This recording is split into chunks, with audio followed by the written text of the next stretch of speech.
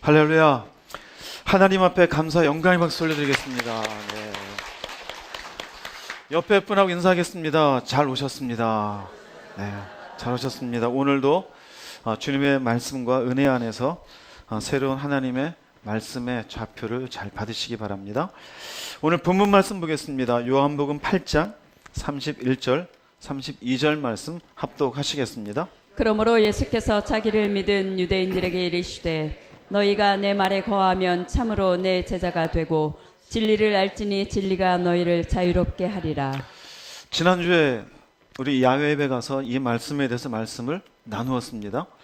보시면은 예수께서 너희가 내 말에 거하면 이런 너희는 믿은 사람들입니다. 불신자가 아닙니다. 믿은 유대인들에게 말합니다. 이제 내 말에 거해라. 내가 누군지 믿겠다고 오지 않았느냐? 그러면 너희가 이제 정말로 확실한 내 제자가 될 거고 진리를 깨닫게 되고 진리가 너희를 자유롭게 하리라. 자, 그런데 이 말씀을 선언했는데 예수를 믿겠다고 유대인들이 왔잖아요. 이후에 33절 이후로는 믿겠다가 왔는데 예수님과 언쟁을 벌이고 반발을 하고 나중에는 네가 귀신 들렸도다라는 대화까지 나옵니다. 분명히 믿겠다가 왔는데 오늘 이 말씀을 통해서 무엇이 그렇게 했을까? 너희 안에 내 말이 있을 곳이 없도다라는 주님의 중간에 말씀이 있어요. 우린 흔히 이런 말 합니다. 나 예수 믿어. 그런데 내가 왜 믿음으로 못 살까? 오늘 거기에 대해서 말씀을 좀 나누고자 합니다. 계속해서 쭉 말씀이 연결되는데요. 먼저는 자기를 믿은 유대인들에게 이 말을 받은 사람들이 하는 말을 보겠습니다. 먼저 요한복음 8장 33절 말씀 읽어보겠습니다. 그들이 대답하되 우리가 아브라함의 자손이라 남의 종이 된 적이 없거늘 어찌하여 우리가 자유롭게 되리라 하느냐. 네, 예수님이 너희가 진리를 알지니 진리가 너희를 자유롭게 하리라 그랬어요. 근데 그 의미를 제대로 못 알아듣습니다. 여기에 나오는 그들은 조금 전에 얘기했죠. 잘 기억하세요. 그들이 끝까지 갑니다. 이제 이들은 불신앙인이 아닙니다. 지금식으로 하면 교회 다니고 누구 믿는 사람이에요? 예수 믿는 사람입니다. 여러분 예수님 믿으시는 분 아멘 하세요? 여러분에게 해당되는 말씀이 되어져요. 그들이 대답합니다. 우리가 아브라함의 자손이다. 남의 종이 된 적이 없다. 근데 왜 우리한테 자유롭게 되리라고 하느냐? 저들이 말하는 것은 하나님의 선택을 받았어요. 아브라함의 자손이라고. 하나님의 말씀을 받았어요. 우리는 그런 백성인데 무슨 얘기하느냐? 근데 사실 우리들 보면은 정치적으로는 로마의 지배 아래 있어요. 그런데 종교적으로는 우리는 하나님의 백성이니 우린 종이 아니다. 근데 너는 어떻게 우리한테 자유롭게 되리라고 얘기하느냐? 그 말이 뭘까? 예수님은 내면을 얘기하잖아요. 영적인 의미를 얘기해요. 근데 이들은 눈에 보이는 세상 정치적인 얘기를 해요.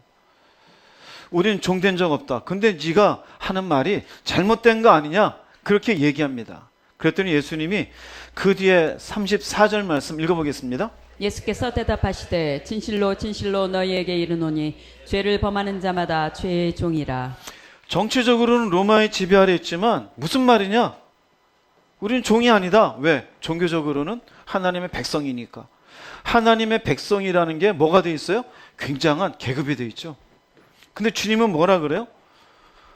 진실로 진실로입니다. 먼저는 진실로 진실로가 왜 강조됐을까요?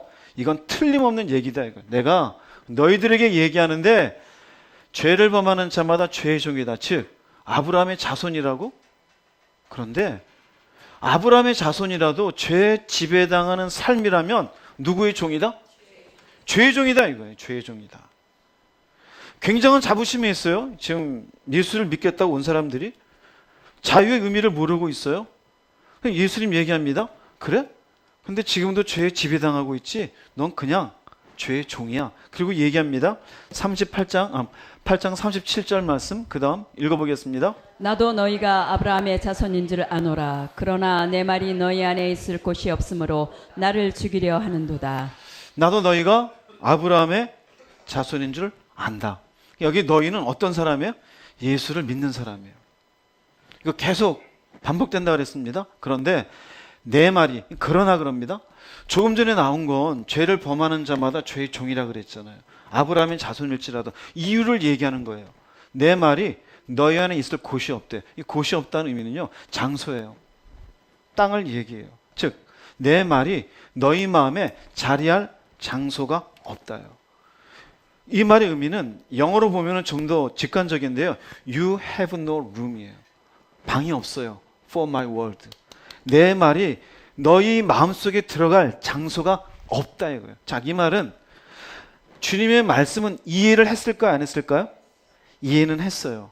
네, 이 말씀 이해된 걸 가지고 살겠다 안 살겠다? 안 살겠다는 거예요. 즉, 나를 믿는다고 말은 하지만 말씀이 너희 마음에 뭐 하지 못하고 있다? 뿌리 내리지 못하고 있다는 거예요. 중요합니다. 잘 생각해 보세요. 믿는다고 하잖아요. 대개 어디 있는지 아세요? 머리에 있어요. 오병이어 기적이 있어요? 머리에 있어요. 천지를 만들었대요. 머리에 있어요. 지옥과 천국 얘기 있어요. 머리에만 있어요. 하나님 사랑, 이웃 사랑, 머리에만 있어요. 무슨 말이냐면요, 왜 뿌리 내리지 못하냐면은 말씀은 이해는 하지만 자신이 중요하게 여기는 가치들이 있어요. 말씀대로 살기를 거부하고 거절하는 거예요. 근데 입으로는 뭐를 해요? 예수 믿는다고 해요. 주님은 얘기해요. 내 말은 네 마음에 자리할 장소가 없다. 그러니 너는 아브라함의 자손이라고 말을 하지만 누구의 종이다? 죄의 종이라는 거예요. 이해되세요? 무슨 말인지? 정확하죠? 주님의 말씀이? 아니, 말씀은 듣는데 왜 말씀이 우리 마음에 뿌리 내지 못하는가? 말씀이 우리 마음에 뿌리 내리지 못하는 것에 대해서 주님이 하신 비유의 말씀이 있어요. 우리가 잘 아는 씨 뿌리는 비유예요. 마태복음 13장 3절 7절 말씀 읽어보겠습니다. 예수께서 비유로 여러 가지를 그들에게 말씀하여 이르시되 씨를 뿌리는 자가 뿌리러 나가서 뿌릴새 더러는 길가에 떨어짐에 새들이 와서 먹어버렸고 더러는 흙이 얕은 돌밭에 떨어짐에 흙이 깊지 아니하므로 곧 싹이 나오나 해가 돋은 후에 타서 뿌리가 없으므로 말랐고 더러는 가시떨기 위에 떨어짐에 가시가 자라서 기운을 막았고. 네, 이 말씀 다 아시는 말씀이잖아요. 머리엔 다 있어요. 씨는 무엇을 얘기하는 거예요? 네, 다 아시잖아요. 그죠? 저기에 길가와 돌밭과 가시떨기는 무엇을 얘기하는 거예요? 마음을 얘기하죠. 정말 말씀을 잘 알고 계셔요. 네. 그런데 보세요.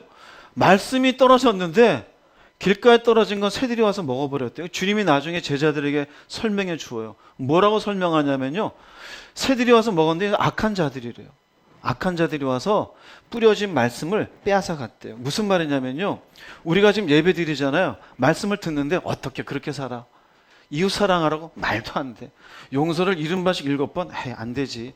물질 사랑하지 말라고? 돈이 얼마나 중요한데. 이게 자기의 생각인 것 같죠? 새들이 와서 먹어버리는 거예요. 악한 자들이 와서 뺏어버린대요. 근데 여기 돌밭은요, 주님의 설명입니다. 떨어졌어요. 은혜 받았어요. 아, 그렇구나. 내가 하나님을 신뢰하고 살아야 되는구나. 신뢰하고 살려다 보니까 이것으로 인해서 문제가 생겨요. 삶에 고난이 있고 어려움이 생기니까 역시 그렇게 사는 건 힘들어. 그 말씀을 어떻게 해요? 배척해요. 자, 배척한다 그럴 때 하나님을 신뢰한다는 그 말씀에 대한 이해는 머리에 있어요, 없어요? 문제는 어디에 없어요? 마음에 뿌리 내리지 못해요. 그 다음에 세 번째 뭐냐면 가시떨기. 가시떨기는 주님이 직접 설명하셨는데 세상에 대한 염려가 많아서 그래. 염려가 말씀을 집어던져요. 물질에 대한 미혹이 집어던져요. 그럼 물질 때문에 죄를 지어요. 즉, 가시가 자라 기운 막았고 흙이 깊지 않냐므로 싹이 나오나 뿌리가 없으면 말랐고 먹어버렸고 결국 다 말씀은 다 받았지만 뿌리를 내렸어요, 안 내렸어요? 자, 그런데 말씀을 받았다는 의미는 이해는 했어요, 안 했어요? 했어요. 초등학생이 아니에요. 지성이 짧아서 그런 게 아니에요. 이해는 다 했어요. 그 말의 의미는요, 말씀을 들어도 중요한 가치로 자리 잡지 못하는 마음들을 얘기하는 거예요. 왜 그럴까요? 내 속에 더 중요한 가치들이 있는 거예요. 더 중요한 가치. 하나님이 살아계시다고? 아니, 내 주먹이 빠르지. 돈이 중요하지 않다고? 뭔 소리야? 돈이 더 중요하지. 기도하라고? 피곤해 죽겠는데 뭘 쉬지 말고 기도해. 말도 안 돼. 일찍 자빠 자야지. 그게 전부 뭘까요? 자리 잡지 못해요. 말씀을 들어도 중요한 가치로. 자, 그러면 말씀이 내 속에 중요한 가치로 자리 잡지 못하면 내가 중요하게 여기는 가치로 살게 되겠죠? 그럼 내가 결국 어떤 삶을 살까요? 죄를 범함으로 무슨 종이 되어져요? 죄의 종이 돼요. 결국 이 사람들은 죄를 범하게 되므로 죄의 종으로 살게 되어져요. 예수를 믿지만, 말씀은 들었지만 문제가 되어져요. 그 다음 예수님이 네 번째 마음을 얘기해요. 네 번째 마음. 마태복음 13장 8절 9절 말씀 읽어보겠습니다. 더러는 좋은 땅에 떨어짐에 어떤 것은 100배, 어떤 것은 60배, 어떤 것은 30배의 결실을 하였느니라. 귀 있는 자는 들으라 하시니라. 예. 자, 이 말씀은 말씀이 떨어졌어요. 무슨 말이요? 말씀이 마음에 중요한 가치로 어떻게 돼요? 자리를 잡아요. 아, 그렇구나. 예수님이 내 죄 위에 죽으셨구나. 아, 우리를 사랑하신 그 사랑으로 내가 이 땅에 있는 사람도 사랑하며 살아봐야지. 삶으로 열매를 맺어요. 그런 사람이 있대요. 무슨 차예요? 안 들었다는 게 아니라 똑같이 내 밭이 똑같이 들었어요. 우리도 그래요? 여기도 말씀을 똑같이 들었어요. 각자가 받아들이는 게 다 달라요. 이해는 똑같아요. 이해는 어느 수준이냐면요, 그냥 동의하는 수준이에요. 중요한 건 내 마음에 뿌리를 잡는 거예요. 뿌리가 자리 잡아야 그 다음 무엇으로 열매 맺어요? 삶으로 열매를 맺어요. 삶으로. 자, 그러면 이 사람은 더 이상 죄의 종으로 살까요, 안 살까요? 어렵습니까? 죄의 종으로 살아요, 안 살아요? 굉장히 배 아프죠? 더 이상 죄의 종으로 살지 않아요. 자, 근데 보세요. 주님 하신 말씀, 귀 있는 자는 들으라 하시니라. 이 말씀은 믿는 자에게 하는 말일까요? 믿지 않는 자에게 하는 말일까요? 믿는다고 나오는 자에게, 말씀을 들은 자에게, 말씀을 이해한 사람에게, 교회 다니는 사람에게. 그런데 얘기합니다. 그래도 마음이 네 가지로 나눠진다. 그럼 네 가지로 나눠진다는 의미는 최소한 확률상 4분의 1만 좋은 밭이라는 얘기예요. 즉, 교회 안에서 좋은 밭으로 이렇게 말씀을 중요한 가치로 삼는 사람은 주님의 표현에 의하면 25%에 지나지 않아요. 근데 물어볼게요. 지금 이 시대의 기독교인들이 한 교회에 1000명 있어요. 그 1000명 있는 교회에 250명이 이렇게 사는 것 같습니까? 어때요? 그 이상일 것 같습니까? 이해할 것 같습니까? 그 이상도 안 되죠. 그렇죠? 1000명 있으면 100명 될까요? 100명 이상일 것 같습니까? 이해할 것 같습니까? 이해할 것 같아요? 뭘까요? 교회는 많이 다니는데요, 말씀을 마음에 중요한 가치로 자리 잡지 않아요. 자, 이런 말씀이 우리에게 주는 교훈이 있습니다. 하나는요, 교회에 다니면서 예수님 믿어요? 예배 참석해요? 세례도 받았어요? 말씀을 알고 있어요? 그런데 죄에 지배당하는 삶이라면, 즉 사람의 기준, 세상에서 배운 가치, 자기 욕심, 죄의 습관 등으로 자신의 인생을 여전히 살고 있다면 이 사람 무슨 종이에요? 그냥 죄의 종이에요. 주님이 하신 말씀입니다. 그러면 죄에 지배당하는 이 삶이라는 것은 우리가 지금 말씀 봤잖아요. 두 번째 알 수 있는 건 마음에 뿌리를 내리지 못하는 거예요. 뿌리를 내리지 못하는 거예요. 말씀을 못 들은 게 아닙니다. 말씀을 들었어요. 기도하라 알잖아요. 근데 해요 안 해요? 안 하잖아요. 용서하라 알잖아요. 근데 용서 안 하잖아요. 물질과 하나님을 겸하여 섬길 수 있다 없다? 점점 여러분 어두워지세요? 물질과 하나님을 겸하여 섬길 수 있다 없다? 근데 안 하잖아요. 그럼 어떻게 살아요? 죄의 종으로 사는 거예요. 주님 하신 말씀이에요. 왜 그럴까요? 세 번째는 자신이 중요해 여기는 가치가 말씀을 거절하고 있어요. 자, 여기서 생각해 보세요. 여러분은 어떤 가치가 말씀을 거절하고 있습니까? 자존심입니까? 돈입니까? 성공입니까? 윤리입니까? 도덕입니까? 철학입니까? 자식입니까? 부모입니까? 무엇입니까? 진리는 이 땅의 그 어떤 가치도 진리보다 위에 있는 가치가 있어요, 없어요? 이 땅에서 가장 중요하게 여기는 가치 중에 하나는 부모에게 효를 다하고 내가 낳은 자식을 최선을 다해서 사랑하며 키우는 거 아니에요? 근데 주님은 얘기해, 그 가치에 대해서도 아버지나 어머니를 나보다 더 사랑하는 자는 내게 어떻다? 합당하지 않대요. 그건 진리가 아니래요. 그건 도덕이지. 내 배 아파 나왔어요? 자식이나 아들이나 딸을 나보다 더 사랑하는 자도 내게 합당하다, 합당하지 않다? 합당하지 않대요. 그럼 기분 나쁘다고요? 그건 당신이 기분 나쁜 거지. 그건 진리예요. 내가 생각하는 기준과 진리는 차이가 있어요. 그럼 어떤 생각을 가져야 되냐면요, 거절할 게 아니에요.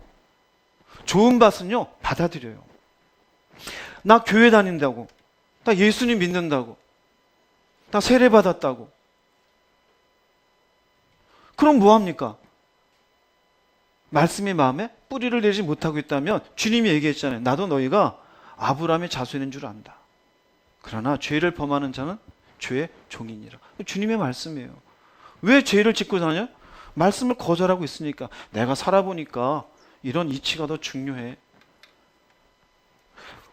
여러분 속에 한번 생각해 보세요. 우리가 흔히 까칠하다는 사람이 있어요. 에이, 내 마음에 안 들어. 에이, 저거 잘못됐어.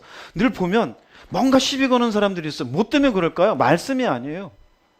자기 기준이에요. 옷 입는 거 가지고 왜 그렇게 옷 입었고, 말투 가지고 왜 그렇게 말을 하고, 모임 속에서 왜 그런 행동을 하고, 왜 그렇고 왜 진리랑 관계없어요. 우리가 이렇게 봉사하잖아요. 청소한다 그래요? 어떤 분은 빗자루로 청소할 수 있고, 어떤 분은 일단 의자부터 뒤로 물러놓고 하자 그럴 수도 있겠죠. 그게 아니야. 그게 진리입니까? 자기 좋은 대로 하면 되지. 주방 설거지 할 때도 자기가 방식이 있겠죠. 그것부터 하는 거 아니야? 일단 이것부터 하고. 왜 거기 청소 나중에 해야지. 그럼 괜히 그걸로, 그게 진리입니까? 진리가 아니잖아요. 우리 기준들로 하나님 말씀을 쉽게 거절하는 것들이 있어요. 그럼 신앙은 뭐냐면요, 말씀을 거절하고 있는 내가 중요하게 여기는 가치들을 어떻게 해야 될까요? 내려놓을 줄 알아야 되는 거예요. 그게 성숙이에요. 그게 성장이고요. 안 내려놔요. 자, 이런 말씀 볼게요. 마태복음 10장 34절 말씀 읽어보겠습니다. 내가 세상에 화평을 주러 온 줄로 생각하지 말라. 화평이 아니요 검을 주러 왔노라. 네, 내가 세상에 화평을 주러 온 줄로 생각하지 말라. 화평이 아니요 검을 주러 왔노라. 쉽게 말씀드리면 나는 세상에 뭘 주러 왔어요? 검을 주러 왔어요. 세상이라 그러니까 뭔가 좀 구체적이지 않고 넓은 것 같아요. 그러나 세상에 검 주러 온 건 사람에게 얘기하는 거예요. 왜 세상이라 그래요? 죄의 영향 아래 살고 있으니까요. 죄의 영향 아래 살고 있는 사람들에게 얘기하고 있는 거예요. 이 사람들에게 내가 뭘 주러 왔대요? 검이 뭘까요? 검은 말씀이에요. 왜 이렇게 얘기할까요? 검을 주러 사람들에게 왔어요. 사람들이 검을 줬어요. 뭘로 주는 거예요? 말씀으로. 왜 말씀이 검이 될까요? 찌르고 자르고 나누는 거잖아요. 뭘 찌르고 뭘 자르고 뭘 나누는 걸까요? 칼이 되어 내 기준과 가치관과 삶의 방향을 찌르는 거예요. 말씀은. 왜 찔러요? 바꾸라 이거예요. 바꾸라. 근데 젊어서는 잘 바꿔요. 제가 교회 보니까 40 넘어서는 안 바꿔요. 특별한 계기가 없는 이상 40 이상은요, 여전히 말씀은요, 이해만 해요. 그리고 안 바꿔요. 말씀은요, 끊임없이 우리에게 바꾸려고 해요. 바꿔라, 제발 좀. 돈이 중요한 게 아니다. 성공이 중요한 게 아니고. 네 감정이 중요한 게 아니라고. 그러면 우리가 여기 있는 사람들 보세요. 여기 있는 사람들이 지금 예수님 앞에 온 사람 유대인들이 예수님을 믿는다 그랬어요? 안 믿는다 그랬어요? 요거 기억하라 그랬죠? 자, 그러면 예수님을 믿으면 끝입니까? 아니에요. 그동안 내게 익숙하던 기준과 가치관을 버리는 순간이 어떻게 해요? 반드시 필요합니다. 반드시 필요해요. 반드시. 내려놔야 돼요. 물질주의적인 것, 개인주의적인 것. 교회 다니면서도 자기 개인주의 기준들이 많아요. 집에 가서 자녀한테 물어보세요. 혹시 며느님이 계신 며느님한테 물어보세요. 며느라, 절대 기분 나빠하지 않을게. 절대 기분 나빠하지 않을게. 내가 버려야 될 기준이 뭔 것 같니? 내 딸하고 며느라 너하고 내가 구분하며 차별한 거 있니? 물어보세요. 예. 며느님은 가감없이 얘기하세요. 때가 왔다 하고. 엄마 잘하는 것 같죠? 어머님 잘하는 것 같죠? 에이씨, 칼을 꺼내세요. 말씀의 칼을 꺼내세요. 세상에 검을 주러 왔다고 주님 얘기했죠? 제가 대신 검을 찔러 드릴게요. 나 긍휼력이지 않잖아요. 딸에게는 밥을 사주고 나 밥 사준 적 없잖아요. 딸은 손에 물 미치는 거 싫어하고 내가 뭐를 해도 당연한 걸로 여기잖아요. 그게 사랑이에요? 나도 우리 집 가면 귀한 딸이에요. 얘기하세요. 그 시어머니 모를 거예요. 왜 그래요? 그동안 우리의 가부장적인 기준, 유교적인 기준에서는 당연히 며느리는 그렇게 해야 되는 기준이 있어요. 잘못됐어요. 스스로를 보세요. 자, 예수님이 사람들하고 얘기합니다. 믿겠다고 왔어요. 그래? 그러면 너희가 내가 주는 말 안에 거하면 너희는 참 내 제자가 되고 진리를 알게 될 거야. 진리가 너희를 자유롭게 할 거야. 근데 못 깨달아요. 주님이 얘기합니다. 아브라함의 자손이라고? 근데 너희는 죄를 짓고 있으니 죄의 종이야. 왜 우리가 죄의 종이지? 예수님 얘기합니다. 네 속에 내 말이 있을 곳이 없으니까. 그럼 우리도 잘 생각해야 돼요. 교회 다녀요? 그럼 여러분이 누구의 종으로 살 가능성이 많아요, 지금? 4분의 1이잖아요. 4분의 3, 75%는요, 그냥 죄의 종으로 살아요. 교회 직분이 관계가 없어요. 은사 받은 거 관계없어요. 여러분 교회 다니면서 방언하는 사람 절대 부러워하지 마세요. 우리 기도하자면 전부 거의 방언하니까 교회 얼마 안 되신 분들은 와, 이 교회 내가 있을 것이 아닌가 봐. 일도 부러워하지 마세요. 그분들이 돌바칠 가능성도 많아요. 길가에 떨어진 가능성도 많고요. 누가 예언하죠? 와, 저 사람 선지자. 아니에요. 무슨 개뿔은 선지자예요. 부러워하지도 마세요. 중요한 게 아니에요, 그런 게. 방언도 없고 예언이 없어도요, 내게 주신 말씀을 꼭 붙잡고 갈등은 있을지라도 그 갈등을 이겨내려고 애를 써보세요. 당신의 마음이 좋은 밭입니다. 마침내 하나님의 올바른 믿음의 삶으로 사는 사람이 되어줘요. 여러분이 그렇게 되기를 주의 이름으로 축복합니다. 자, 예수님이 이와 같이 진리를 이야기했는데 받아들이지 못하는 사람들에게 말합니다. 근데 그들은 아브라함의 자손이라는 걸로 영적 자부심을 가지고 예수님과 대화하고 있었어요. 두 번째, 여기까지는 이들에 대한 진단이었습니다. 근데 주님이 그래도 못 알아듣게 되어지자 영적인 내면을 조금 더 깊이 들어갑니다. 겉으로 드러난 죄를 범하니까 죄의 종인데 내면을 들어가요. 왜 죄를 지었냐면은 내 말이 너희 속에 없는 니들 가치관으로 내 말을 튕겨내고 있으니까. 근데 내면 왜 그렇게 됐는지를 그 내면을 조금 더 깊이 들어가요. 그게 뭐냐면 두 번째는 너희 아버지는 하나님이 아니다요. 너희 아버지는 하나님이 아니다. 요한복음 8장 38절 말씀 읽어보겠습니다. 나는 너희에게 이르노니 죄를 범하는 자마다 죄의 종이라. 어디로 가는 거예요? 8장 38절인데? 자, 웅진 형제님 8장 38절. 이거 중요한 겁니다. 갑자기 이게 왜 나와요? 수정이 될까요? 네, 제가 읽어드리겠습니다. 네, 라이브는 이런 재미가 있는 거예요. 네. 요한복음 8장 38절에 나는 내 아버지에게서 본 것을 말하고 너희는 너희 아비에게서 들은 것을 행하느니라 그래요. 나는 내 아버지에게서 본 것을, 그 주님의 아버지는 누구일까요? 하나님이죠. 근데 너희는 내 아버지가 아니라 너희 아비에게 들은 것을 행한다 그래요. 너희 아비. 그러면 너희의 행동은 하나님이란 얘기 아니에요? 하나님이 아니란 얘기예요. 너희의 행동하는 것은 너희의 하나님이 아니라 아버지에게 영향을 받고 살고 있다요. 너희 아버지에게. 지금 유대인들이 예수 믿겠다 왔는데 아브라함 얘기하다가 그들이 못 알아듣는 이들이 영적 진단을 하는데 내 아버지와 너희 아버지는 다른 걸 얘기하는 거예요. 그게 요한복음 8장 38절이에요. 그 다음에 요한복음 이어서 8장 39절에 이렇게 얘기하십니다. 읽어보겠습니다. 우리 아버지는 아브라함이라 하니 예수께서 이르시되 너희가 아브라함의 자손이면 아브라함이 행한 일들을 할 것이거늘. 그래? 네 아버지가 아브라함이야? 자손들이 얘기합니다. 우리 아버지는 아브라함이다.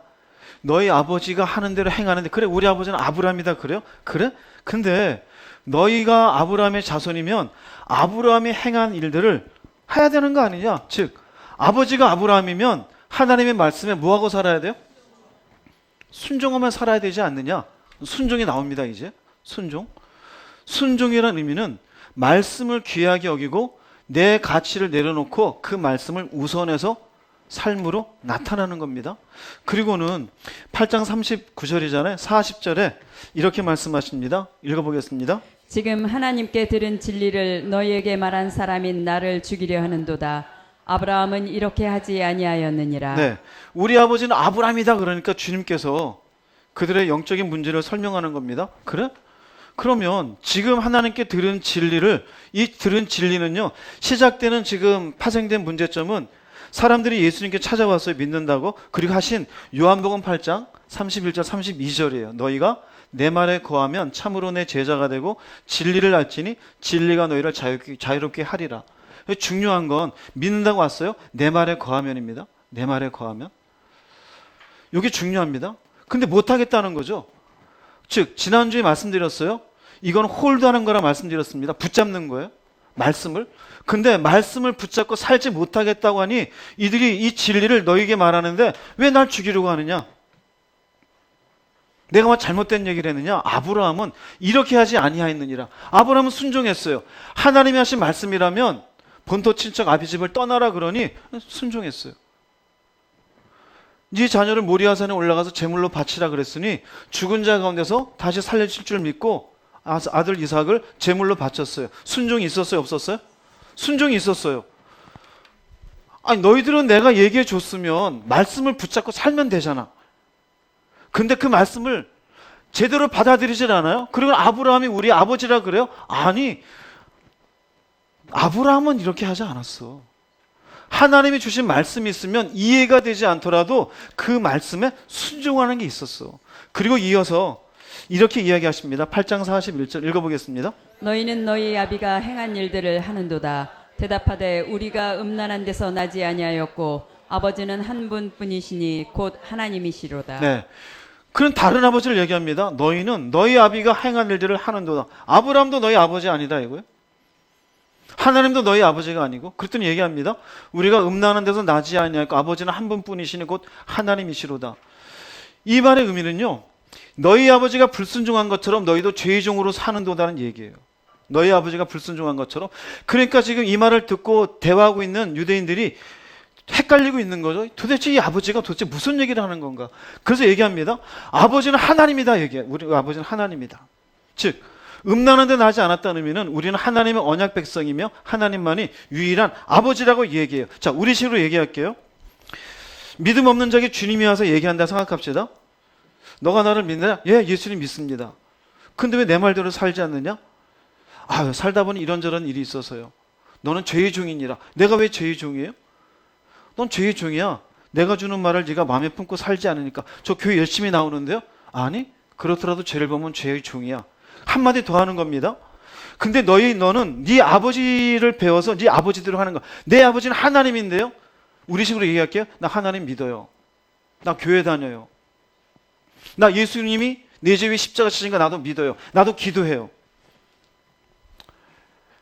그렇게 지금 얘기하고 있는 겁니다. 자기의 변명이죠. 우리도 그렇게 얘기하잖아요. 흔히 우리 기독교인이라면 교회 다닌다고 얘기했다가 조금 더 들어가면 하나님 믿는다 그러고, 조금 더 들어가면 주님이 십자가 믿는다 그러고, 조금 더 들어가면 나도 기도한다 그러죠. 근데 삶은요. 삶은 말씀을 거절하고 내 기준대로 살아요. 그래서 이 사람들에게 아버지는 한 분뿐이시니 곧 하나님이시로다 사람들이 얘기합니다. 이렇게. 그 다음에 8장 42절 말씀 읽어보겠습니다. 예수께서 이르시되 하나님이 너희 아버지였으면 너희가 나를 사랑하였으리니 이는 내가 아버지께로 나와서 왔음이라. 나는 스스로 온 것이 아니요 아버지께서 나를 보내신 것이니라. 하나님이 너희 아버지였으면 너희가 나를 사랑하였으리라. 말씀을 얘기하다가 왜 사랑이라 그럴까요? 주님이 하신 말씀이 있어요. 나를 사랑하는 자는 내 말을 뭐하리니? 지키리니. 자녀가 어머니를 사랑하면 어머니의 말이 조금은 시류에 맞지 않아도 예 알았습니다라고 해요. 그게 순종이에요. 하나님이 너희 아버지였으면 너희가 나를 사랑하였으니 내가 하나님께로부터 나와서 왔습니다. 나는 스스로 온 것이 아니 아버지께서 나를 보내신 것이라. 아니 당신이 아버지가 하나님이고 하나님이 보낸 걸 우리가 어떻게 하느냐라고 물을 수 있잖아요. 왜 이렇게 말씀하시냐면, 왜냐하면 예수님은 말씀과 삶과 사역을 통하여 하나님을 보여주시기 때문이에요. 하나님이 누구신지. 그래서 예수님은 보이지 않는 하나님의 무엇이다? 형상이셔요. 그분의 삶에 죄와 관계가 있어요?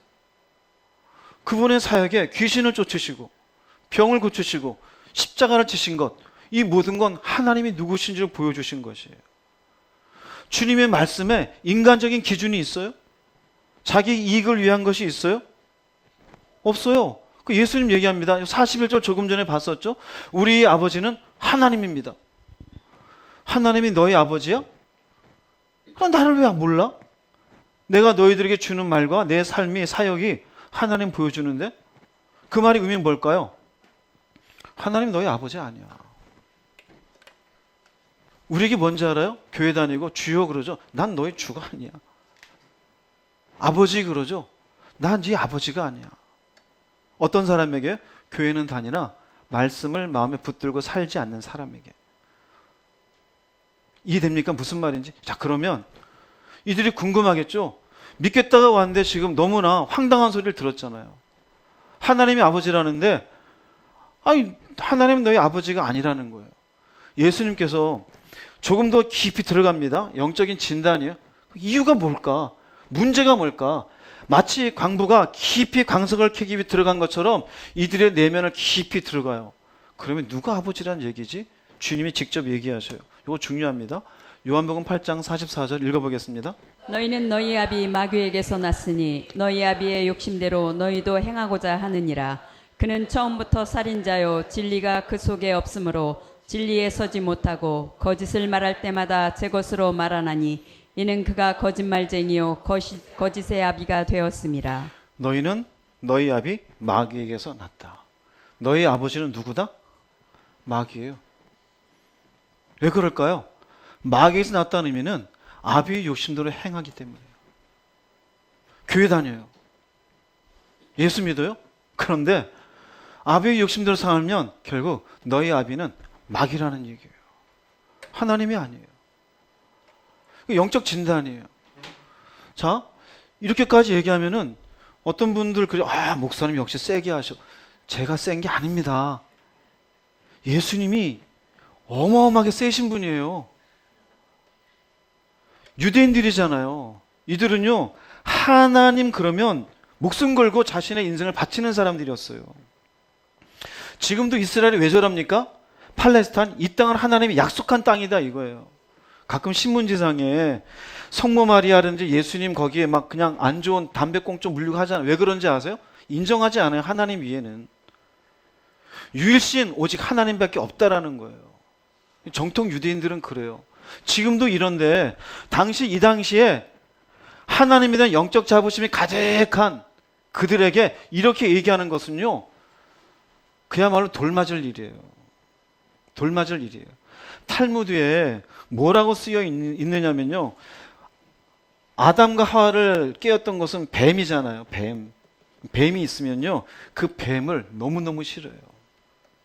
뱀이 있으면 그 뱀은요 반드시 밟고 지나가라고 되어 있어요. 왜? 그들로 하여금 죄를 짓게 만들었다 이거예요. 그만큼 하나님이라는 그런 존재에 대해서 굉장히 크게 생각합니다. 그런데 예수님 얘기합니다. 너희 아버지는 마귀야.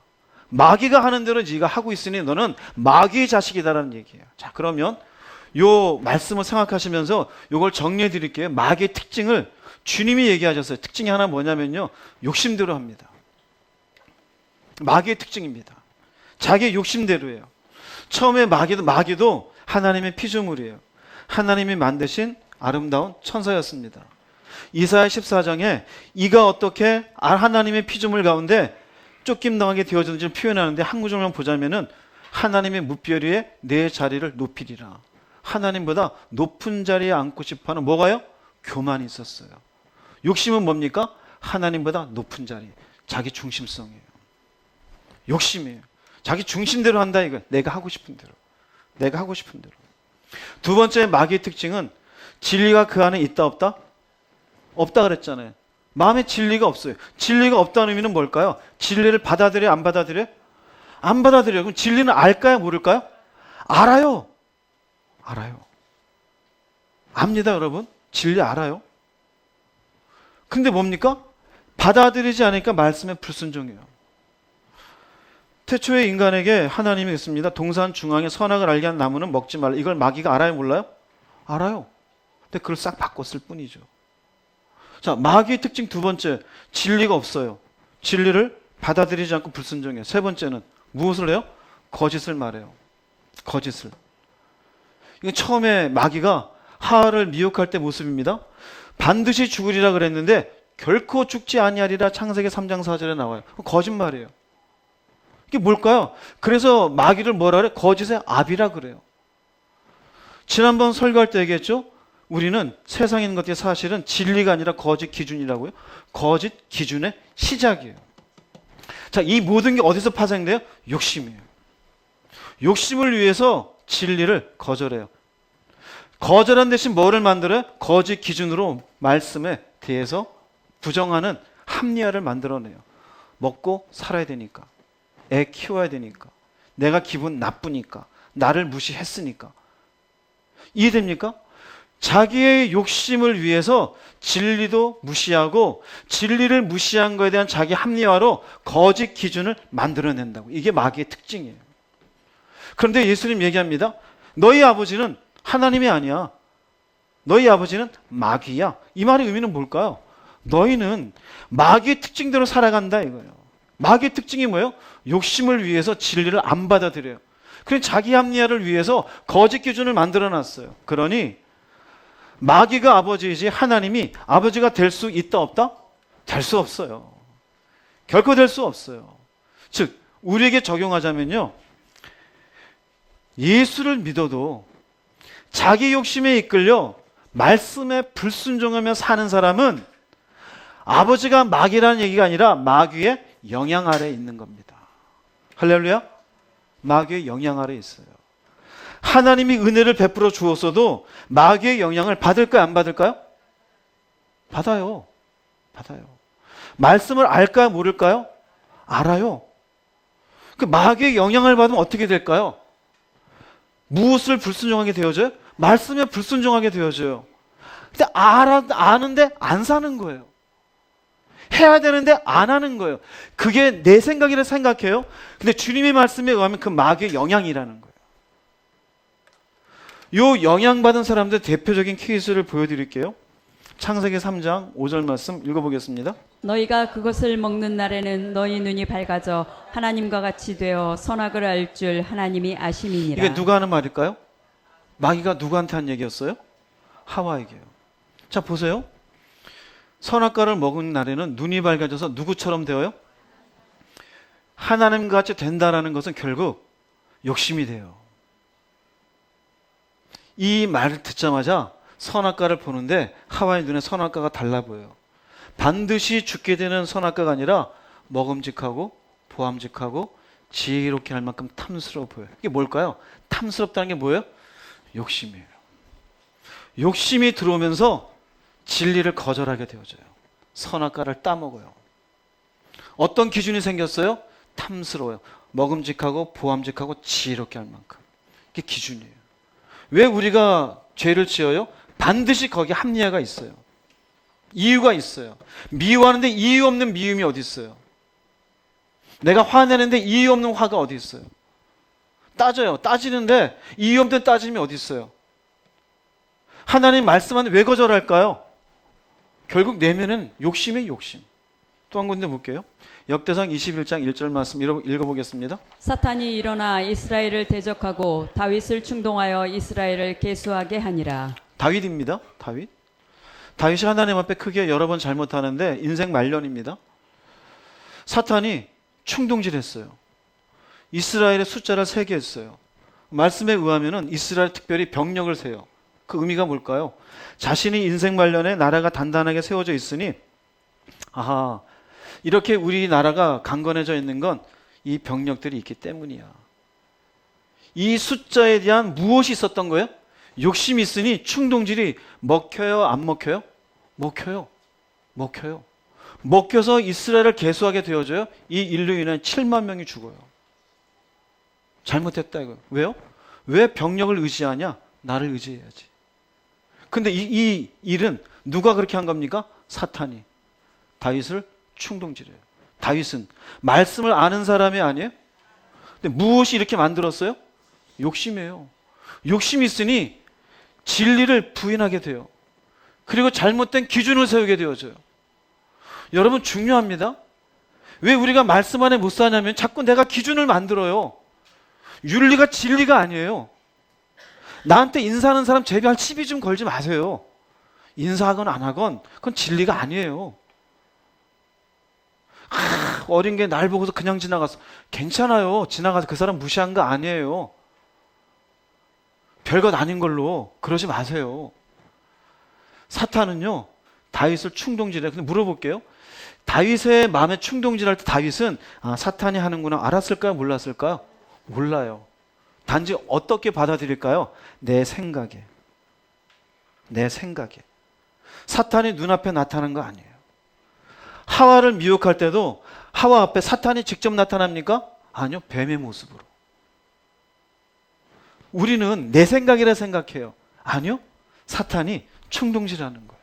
미워해. 가서 따져. 기분 나쁘지? 돈이 중요하지? 기도보다 자는 게 좋지? 기도해. 그냥 자. 성질나지? 부딪혀. 내 생각이라 생각해요? 아니요. 자기 욕심에서 충동당하는 거예요. 요한복음 가볼게요. 13장 2절 말씀 읽어보겠습니다. 마귀가 벌써 시몬의 아들 가롯 유다의 마음에 예수를 팔려는 생각을 넣었더라. 유다도 예수님을 아는 사람이에요? 모르는 사람이에요? 알아요. 그런데 이 팔려는 생각은 누가 넣었어요? 마귀가 넣었어요. 무엇 때문에 그럴까요? 성경에 나타난 걸로는 은 30냥 때문에. 돈 때문에. 돈 때문에 팔면서도 자기의 어떤 합리적인 기준이 있었을까요? 없었을까요? 있어요. 있어요. 그 기준으로 인하여 불순종했어요. 예수님 팔지 말라고 여러 번 회의했었잖아요. 근데 마귀가 넣어요. 욕심이 들어가서 돼요. 성경 보세요. 유다도 그렇고 다윗도 그렇고 하와도 그렇고 믿음이 없는 사람들이 아니에요, 여러분. 오늘 예수님 앞에 예수님 찾아온 사람들이 믿음이 없는 사람들이 아니에요. 우리 흔히 이런 얘기예요. 나도 주님이 십자가 믿는다고? 근데 온갖 성질은 다 내고 살아요. 당신은 그냥 마귀 자식이에요. 마귀 자식이에요. 누구 하나 긍휼히 여기지 못해요. 사람이 어떻게 천사입니까? 실수할 수도 있죠. 긍휼히 여기질 못해요. 에이씨, 내가 한마디 해야지. 마귀 자식이에요. 마귀 자식. 마귀 자식. 사람들하고 뭔가 어울리면 싫대요. 그냥 난 나 혼자가 좋아.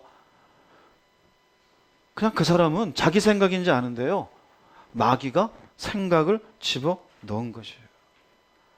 여러분 어떠세요? 여러분의 아버지가 하나님 맞습니까? 마귀입니까? 그래서 요한복음 8장 38절 다시 한번 읽어볼게요. 읽어보겠습니다.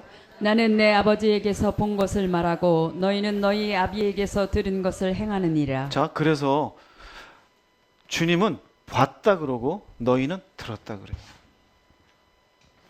주님은 친히 당신이 아버지와 함께 하셔요. 봤어요? 근데 너희는 들었대요. 어디에서 듣는 걸까? 내 옆에 와서 얘기해줘요. 마음에서 듣는 거예요. 생각을 넣어줘요. 지금은 돈이 중요해. 돈 붙잡고 살아. 기도? 개뿔. 그게 뭔 필요 있어? 나중에 잘하면 될 것 같지? 그래, 그렇게 해.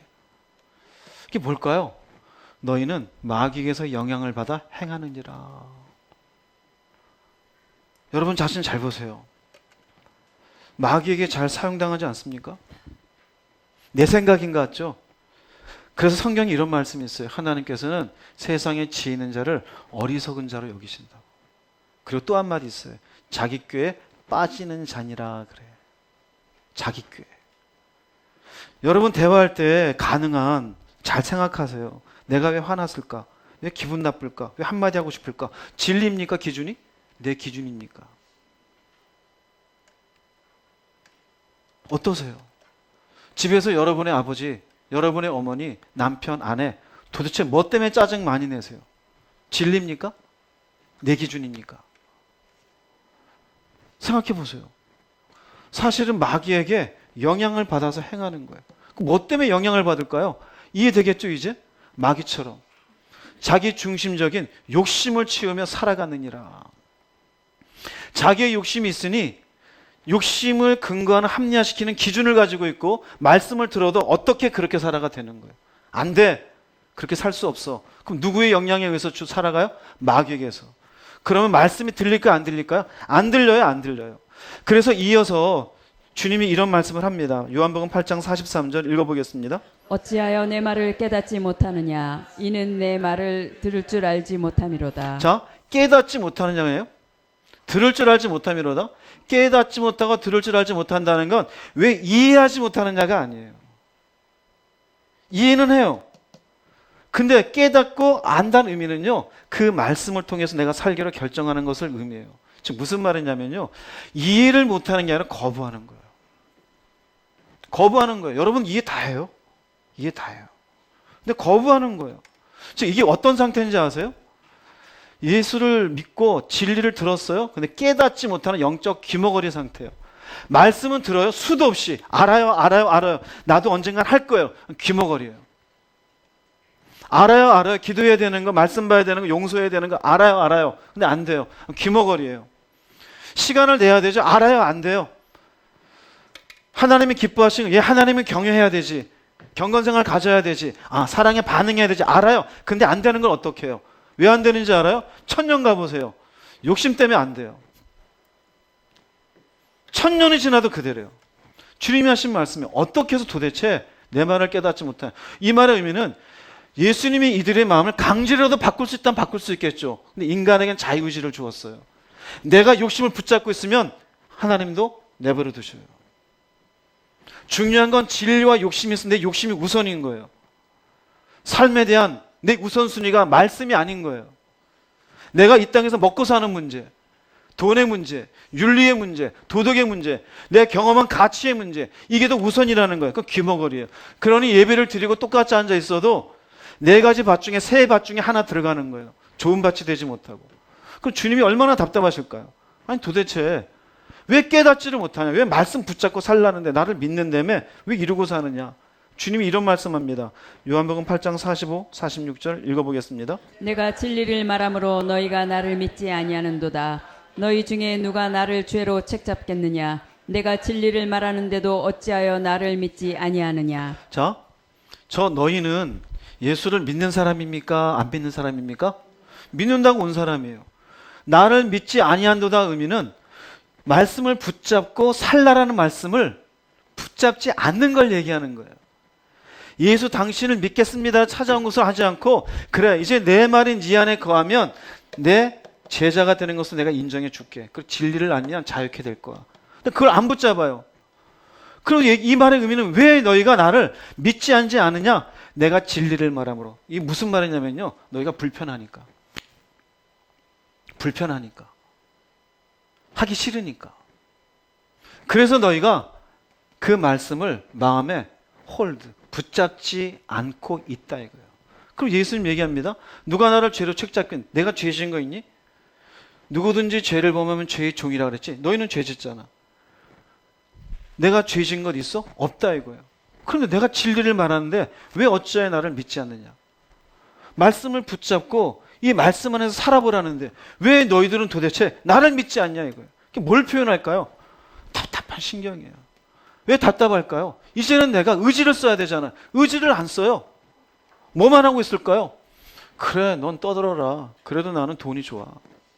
떠들어라. 나는 세상이 그래도 일단은 내 성공하고 볼 거야. 떠들어라.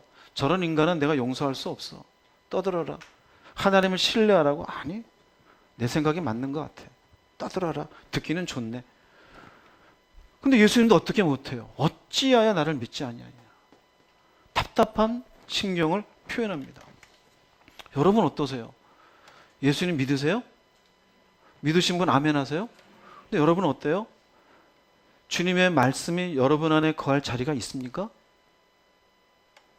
귀로만 듣고 있습니까? 아니요. 내 의지를 써야 돼요. 반드시 갈등해야 돼요. 고민 좀 하세요. 바뀌어야 돼요. 주님이 마태복음 5장에서 사람들에게 첫 설교를 하실 때 가장 첫 번째 중요한 말씀은 심령이 가난한 자가 되라 그래요. 왜 심령이 내가 구원받기를 하나님의 은혜 가운데 살기를 가난한 마음을 가지래요. 끝에는 뭐라 그러냐면요. 너희가 나로 인하여 핍박을 받으면 복이 있대요. 너희가 나로 인하여. 그게 무슨 의미일까요? 진리 가운데 살면 어려움에 닥친다 이거예요. 진리 가운데 살면. 너희가 나로 인하여 핍박을 받고 너희를 거슬러 모든 악한 말을. 왜요? 말씀 가운데 살다 보면 소원에도 있고 마음이 상처가 생기기도 하고 이 땅의 사람들보다 재미없게 살 수 있어요. 그런데 뭐라고 말하냐면요. 오히려 기뻐하고 즐거워하라. 하늘에서 너희의 상이 큼이라. 우리가 예수 믿고 왜 진리를 마음에 품고 살아야 될까요? 이익을 위해서 이 땅에? 아니에요. 바보같이 될 수 있어요. 바보같이. 여기 할 말 없는 사람 있어요? 다 있어요. 목회자 이전에 이응직이라는 사람 할 말이 없을 것 같아요. 저 무지하게 잘 따져요. 누구든지 어떤 주제를 가지고 진리를 떠나서 저랑 한번 대화해 봅시다. 돈 문제든지 사회 문제든지 정치 문제든지 저 무지하게 잘 따져요. 전 논리에 대해서 배운 사람이에요. 어떻게 사람과 논리에서 이겨야 되는지를 배운 사람이에요. 그런 훈련을 며칠이고 했었어요. 집사람이 저랑 말싸움하다가 뭐뭐뭐 하다가 제가 입을 켜놓고 똑바로 앉으면 그 다음에는 알았어 피해요. 왜요? 말로 안 되니까. 근데 웬만하면 제가 가만히 있어요. 알았어. 예. 근데 제가 자세를 똑바로 하고 일로 와봐. 그럼 안 와요. 할 말이 많지만 안 해요. 무슨 말이냐? 예수 믿으면요. 손해를 감수하는 거예요. 우리의 가치관, 우리 사람의 기준은 내 이익을 위해서 만들어 놓은 합리적 기준일 뿐이에요. 그걸로 진리를 거부하는 데 쓰지 마십시오. 진리에 순종하는 여러분 되기를 주의 이름으로 축복합니다. 예수님 얼마나 답답하세요. 내 자유지를 쓰지 않으면 결국 욕망의 노예예요. 욕망의 노예는 죄의 종이에요. 그리고 마귀가 아버지예요. 주님이 하신 말씀이에요. 결론을 드리겠습니다. 이건 주님의 결론이기도 합니다. 8장 47절 말씀 읽어보겠습니다. 하나님께 속한 자는 하나님의 말씀을 듣나니 너희가 듣지 아니함은 하나님께 속하지 아니하였음이로다. 요한복음 8장 31절부터 시작된 예수를 믿겠다고 온 사람들에게 내 말이 너희 안에 거하면 너희가 내 말을 딱 붙잡고 산다라면 참으로 내 제자가 되고 진리를 알지니 진리가 너희를 자유케 하리라. 그 말씀에서 주님이 얘기합니다. 이들의 영적 상태, 내면에 어떤 건지, 실질적으로 영적으로 누구의 아버지 어떤 영향을 받는지. 근데 못 알아들어요. 그 모든 대화의 결론이 뭐냐면요, 하나님께 속한 자는 하나님의 말씀을 듣나니, 즉 말씀을 붙잡고 살겠다고 결정해요. 너희가 듣지 아니함은 하나님께 속하지 아니하였습니다. 뭘까요? 하나님 주님께서 결정 내리신 거예요. 너희는 나한테 속한 자가 아니라고. 결국 예수님을 믿는다고 하여도 자기 중심적인 욕심과 세상의 거짓된 기준이 우선인 사람은 하나님의 자녀다 아니다? 아니에요. 잘 생각하세요. 교회 다니는 것으로 예수 믿어요? 잘 믿으세요. 은혜 받았어요? 은혜 받은 뒤에 무엇을 해야 될지 생각해 보세요. 너희가 듣지 않는 게 이해가 안 되는 게 아니에요. 말씀에 뿌리 내리지 못하는 거예요. 여러분의 말씀에 뿌리 내리지 못하게 하는 가치가 무엇입니까? 싸우세요. 그거 버려지지 않으면요, 주님도 우리에게 이렇게 말씀하실 수 있어요. 너희가 듣지 아니함은 하나님께 속하지 아니하였음이로다. 교회 잘 다니고 이런 하나님의 평가를 받지 마시고 착하고 충성된 종이라고 하는 하나님의 기뻐하시는 양들이 되시기를 주의 이름으로 축복합니다. 기도하시겠습니다. 다 같이